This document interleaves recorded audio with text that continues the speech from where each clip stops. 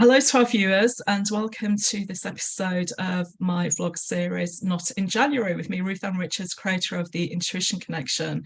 I'm delighted to be joined today by Rita Trotter, and we have a great story because it's the first time we've spoken, but we've been connected on LinkedIn for a while and seen each other's work. And Rita, I love your post about nutrition especially. And that's what this episode is about. It's about nutrition, the start of the year. But before we get into that, would you like to introduce yourself, please, and tell us a bit about yourself? Yeah, of course. Well, thank you, first of all, for having me. So my name is Rita Trotter, and I'm the founder and owner of The Health and Fitness Coach, which is a company all about women's health. And yes, I would say that I'm someone who helps women in terms of their body transformation, in terms of weight loss, but we take a very holistic approach. So it's understanding that weight loss and body shape are a manifestation of the internal machinations of what we're doing. What are we feeding ourselves? Not just in terms of food, but in terms of thoughts. Who are we listening to? What is having an impact on our energy? And most people, our body is a reflection of past traumas, current belief systems, habits that maybe they weren't even ours, but we've picked up from other people.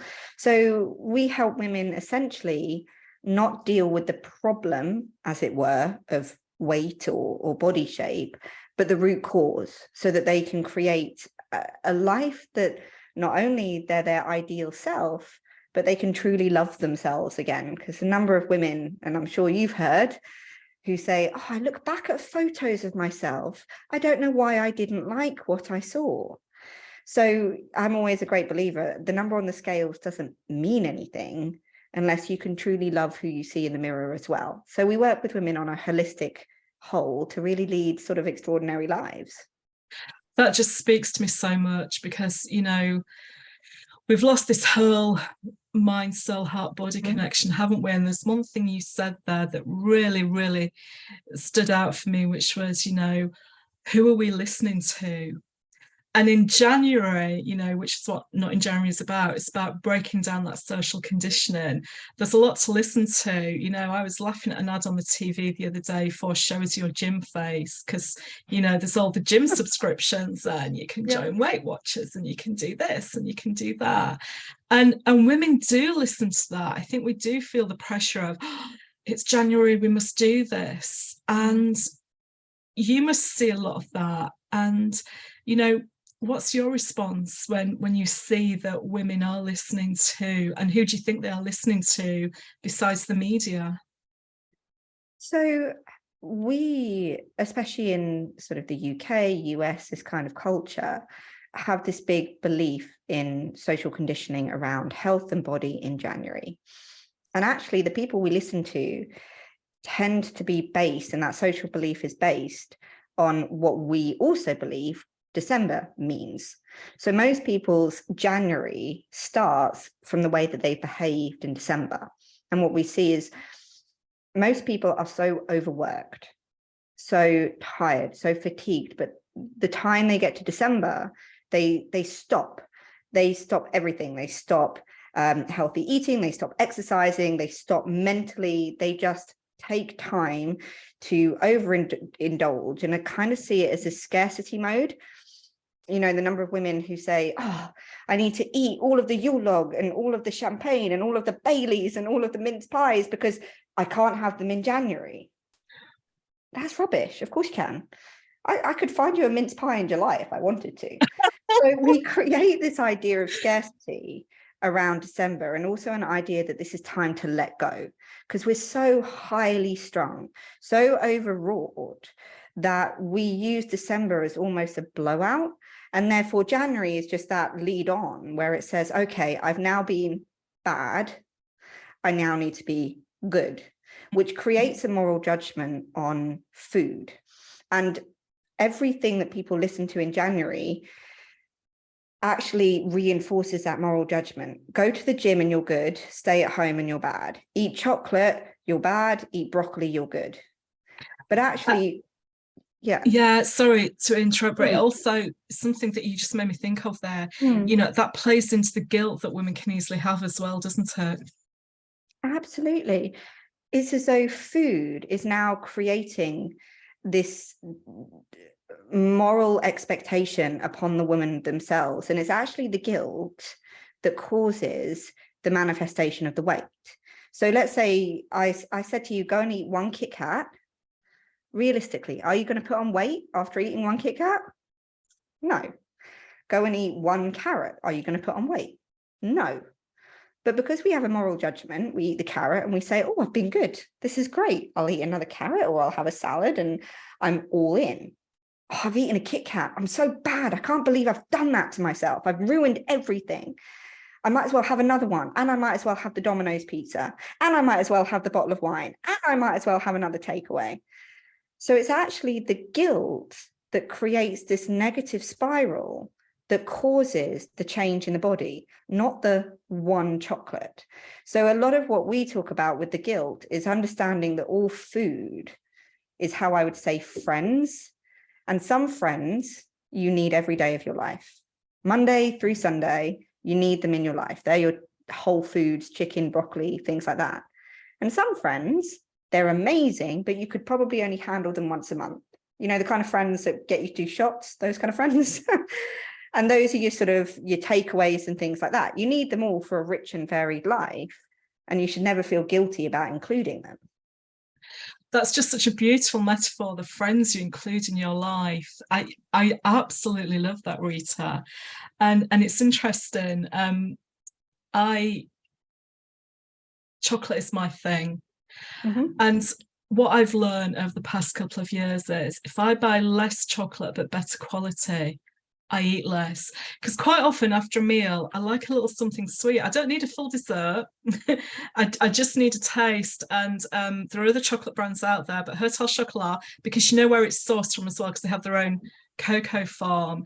You can buy packs of 6 little chocolates, and just one of those chocolates after a little meal every now and then is just enough. And because it is more expensive, it feels more indulgent. And so I sit and I really enjoy it more, and I don't feel the guilt like I would if I'd got a bar of something else. I've had a bit, I'll just have another bit more because it's there. But because this has some kind of meaning around it, I have a very different attitude to it. And I think I'm playing perfectly into what you're explaining. I probably did have guilt when eating another chocolate, but now I have a different mindset because it is a treat and it's a really special one. Absolutely. And, as you said, other brands are obviously available.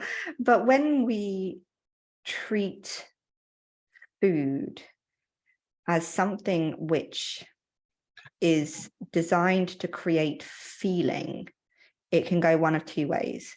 Because most people in life, and unfortunately this is really prevalent with women, is we are feeling so regularly stressed, so regularly fear. I mean, stressed is just a politically correct way of saying afraid. We're just afraid. We're tired. We're exhausted, anxious. We have feelings that we are trying to avoid. And most of the time, women are then too tired to find a practical way to receive the feeling of connection or distraction. So we're essentially trying to either distract from the negative feelings or create a positive feeling through food, because it's quick, it's simple, and essentially, especially when you're working at home, it's very easily accessible. If you've got 2 minutes between meetings back to back, and you're just trying to distract yourself from a second, we often then go to the chocolate bar, what a lot of women call the naughty cupboard, and grab the biscuits or whatever it might be. But that's just an indication that the feelings that we're experiencing day to day need to shift, because then we wouldn't be looking to hide ourselves away from them in a glass of wine or in a biscuit cupboard. That's beautifully explained. I've never heard anybody articulate this so well before, and it really speaks to me. I've never had a naughty cupboard, actually. That's interesting, just my thought. But I love the idea this feeling needs to shift, because again, it's back to that mind-body connection, isn't it? They've become disconnected, and instead of the body driving what we need, the head is responding to, you said, the fear. And I love the way you're talking about feelings, because you said you've given me a whole new view about December. It's, you know, people looking at a scarcity. I've got to shove all this food in me while it's available. And, you know, I've got to buy more than we might need just in case we run out. And we've never run out of anything in my family at Christmas. Do you know what I mean? But yet we have to do that. So it's this idea of it's being driven by scarcity, which I hadn't appreciated before, and this idea of stress being driven by fear. And from my perspective, I would say that's a signal of someone's lost their intuitive connection. They've lost the intuition, you know, they've lost it. They've lost their intuition, that connection between what's driving things. And actually, you know, if you had that 2 minutes instead of running to the cupboard, the naughty cupboard, and you listen to your body, you might get a very different answer. Absolutely. I mean, across the board, men and women, pretty much I've found are, in terms of fear, driven by two fundamental fears, which is I am not enough or I will not be loved. And from those two fundamental fears, every single action we take comes from them. So, you know, you could take the example of a woman who's, you know, working endlessly. Why is she not taking a lunch break, for instance? The number of women that do not take a lunch break, and therefore they don't maybe take half an hour to get fresh air or go for a walk, it's driven by the fundamental fear that I will not get all my work done. I will not be able to achieve my deadlines or targets. Therefore, fundamental fear number one, I am not enough.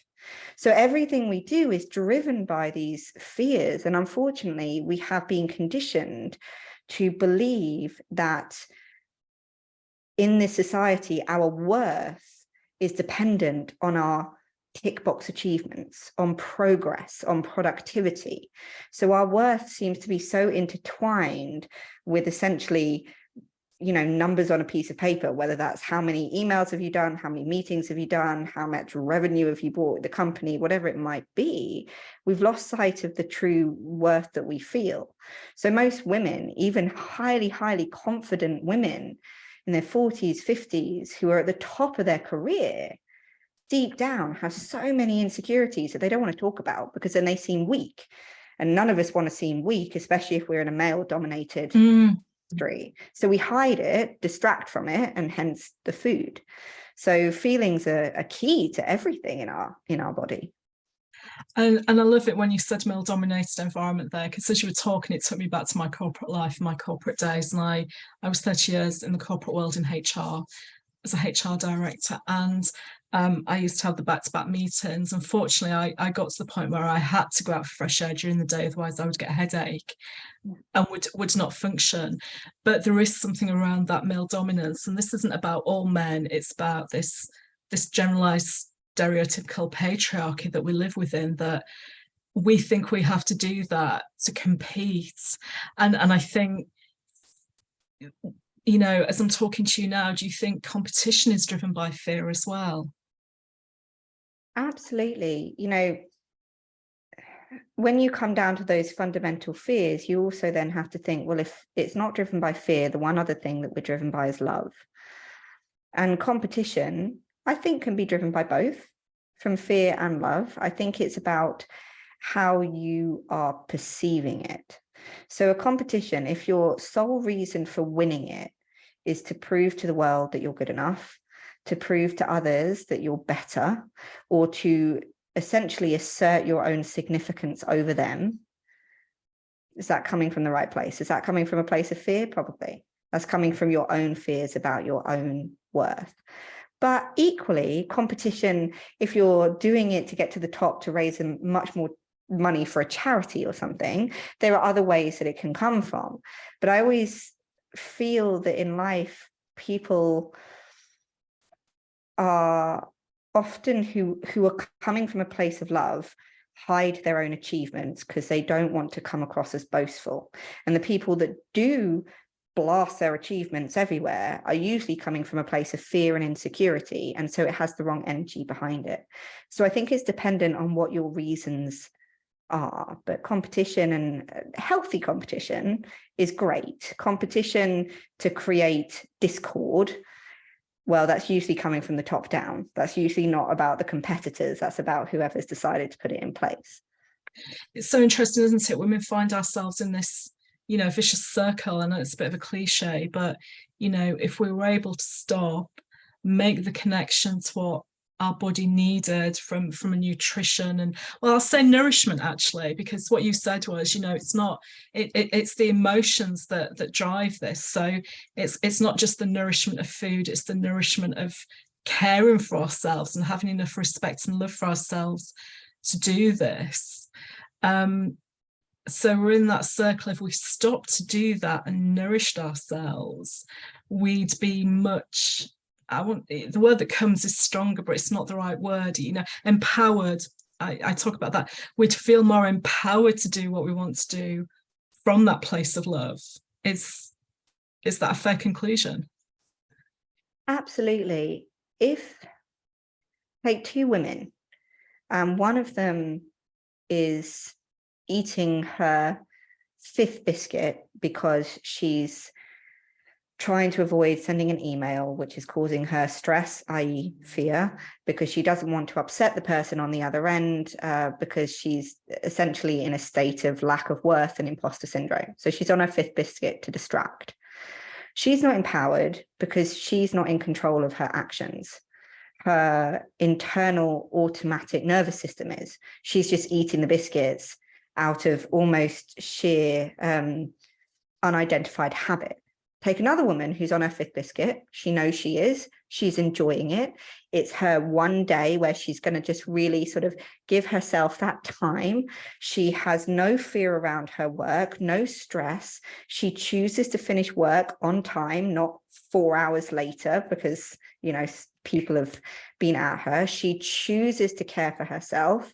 And on the next meal, there won't be any guilt. She's going to choose maybe a salad or maybe a vegetable casserole, but she's choosing.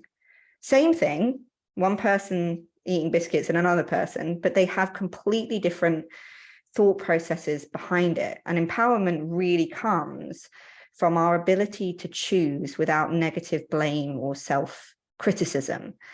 So that tends to be where the real issue comes from. And it's just what you picked up on at the beginning. It's about who and what we're listening to. If you think about at the moment, there's a lot of negativity out there. And if you think about the word learn, the 3 letters in the middle of it, E-A-R, ear. If you think about the word heart, what we feel, what are the 3 letters in the middle? E-A-R, ear. Think about the word fear. What are we terrified of? What are the 3 letters? E-A-R, ear. What we listen to, who has our ear, has our feeling, has our thought processes, has our mind. And it's based on that often our choices are made. And we listen to January, you must get in shape, you must do this, you binged, you should feel guilty about everything you've done in December. So come and sign up to something that you'll give up in a few months' time. So yeah, essentially, January is definitely not the best time to start. Start because you choose to, not because you feel conditioned to. I love this. I'm just so enjoying what you're saying. It speaks to me so much. And I'd not heard the EAR for the before, so that's good for me. But I love the start because you choose to as opposed to you think you want to. But what really came to me when you were talking about the heart, the fear, and the learn was what you said at the beginning, holistic approach. And it's this idea which comes down to science as well. And I'm not going to diss science and medical science because it does some great things. But what we have lost that I think women need to empower themselves more for as well is, you said it, it's being holistic, and I call it connecting everything back again. And I think that has to be a starting point, doesn't it, when you're choosing?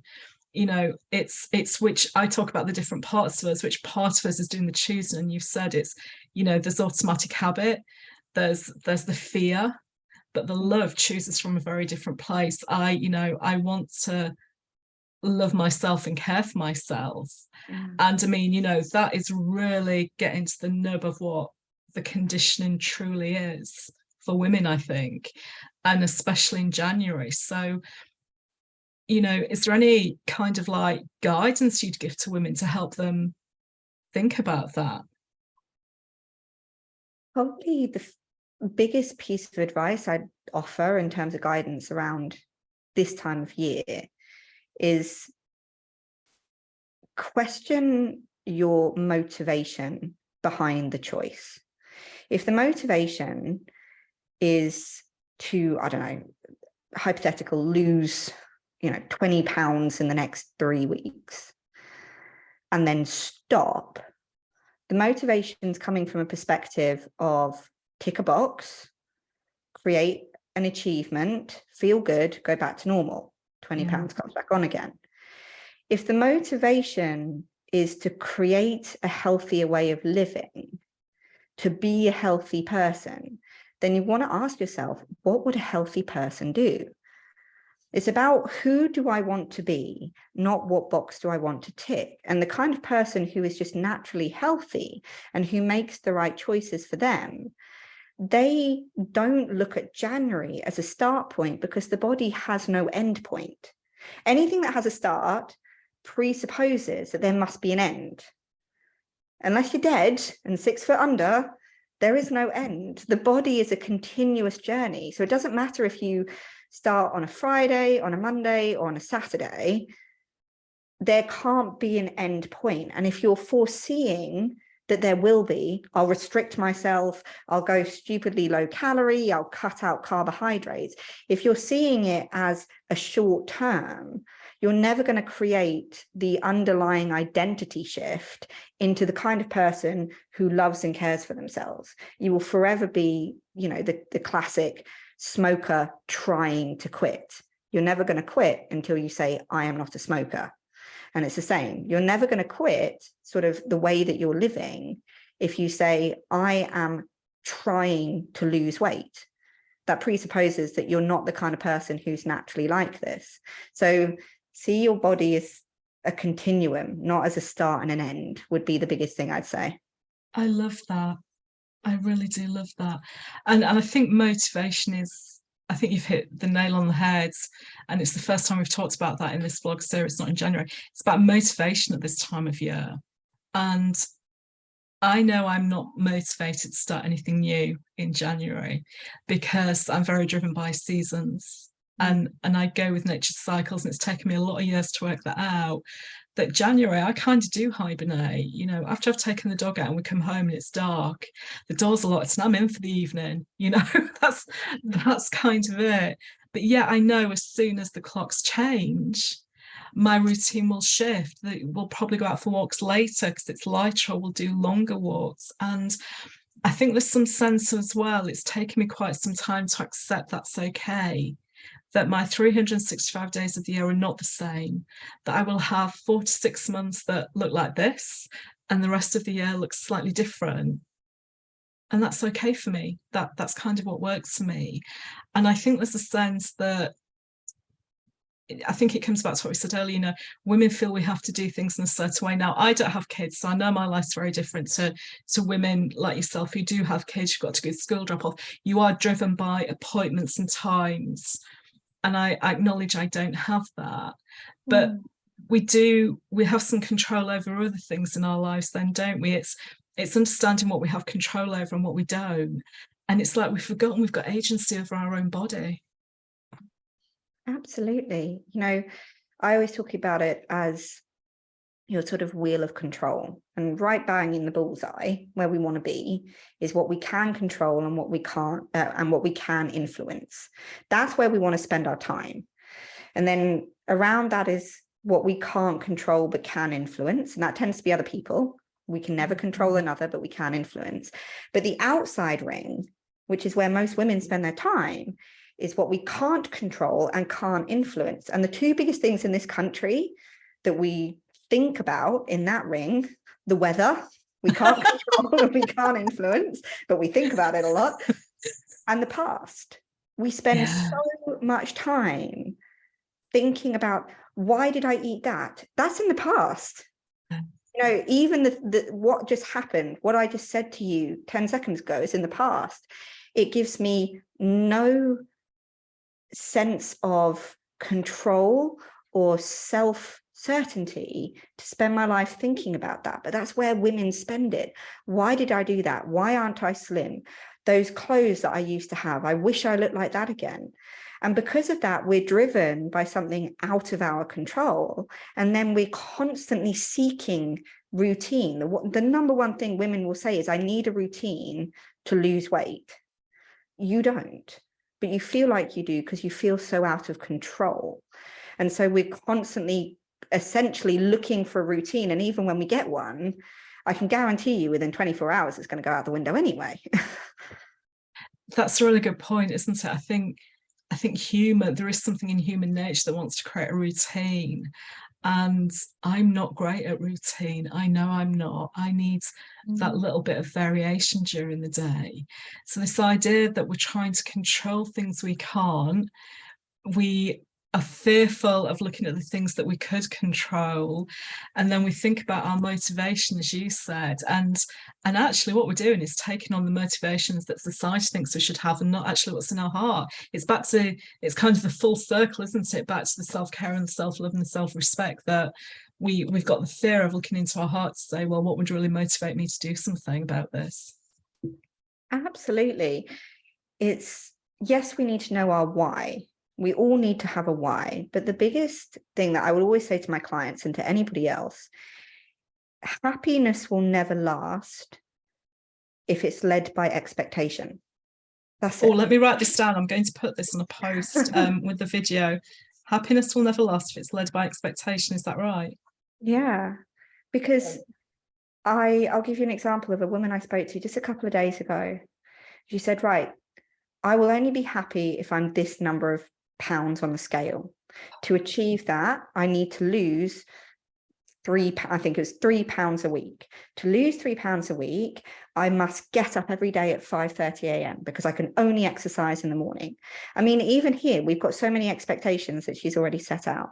My kids will have to, get themselves ready without any complaints. I'll journal every morning. I will make sure I take an entire, yeah, exactly. Bless her. Oh, bless her. No, I feel for her. And so we got to the end and I was like, so for you to be happy in your body, you've got about 52 expectations that need to be met. And I said, you're not going to spend a single day of your life happy. So society has created expectations. Our belief systems, the number of women that believe that they should go on a diet. When was the first time have you heard of that diet? Oh, my mum mentioned it maybe when I was 12 or 13. The number of women that are led by beliefs that aren't even theirs. They're the beliefs that they picked up on from somebody else. So expectation is the thief of joy. Comparison, the thief of joy. And expectation, why can she do it and I can't? Everybody's unique. Everybody's individual. And someone like yourself, no kids, not great with routine, needs a completely different way of nourishing themselves to someone who's got 5 children, a company of 3,000 staff, and has, huge numbers of appointments throughout the day. It's a completely different way of life and therefore needs a completely different approach. So happiness comes from within and our ability to love who we are, not just what we see. And that just feels like a beautiful note to finish on. Happiness comes from within. It really does. And, to everyone watching this, I think I'd just like to say, just give yourself permission to stop all those social expectations. They don't have to be yours. And to encourage people to do what you've just said, which is, think about what beliefs are yours and what beliefs and conditioning you've picked up, because we all come with that baggage of other people's conditioning. And I've made some notes, which, I will put with the video as well, because I never thought of stress as fear before. So it's understanding what our fears are. And even if you're not ready to face up to them, it's knowing that they're there and just knowing it's okay to be fearful. That doesn't make you a bad person. It doesn't mean you're not competent. It doesn't mean you're not lovable. It just means you're human. But that has been amazing. Rita, thank you so much for this. For those of you watching who want to connect with Rita, and I think a lot of you will, we will put Rita's information with this video, so you'll be able to connect with her, find out more about work and what she does. But Rita, thank you so much for doing this with me. I'm really grateful. Oh, it's been my pleasure, and just thank you for, allowing me to spread some of what we like to talk about, and hopefully at least one woman has maybe started to change their perception on who they are and who they want to be in the world. And, that makes it all worth it. It certainly does. Thank you so much. Pleasure.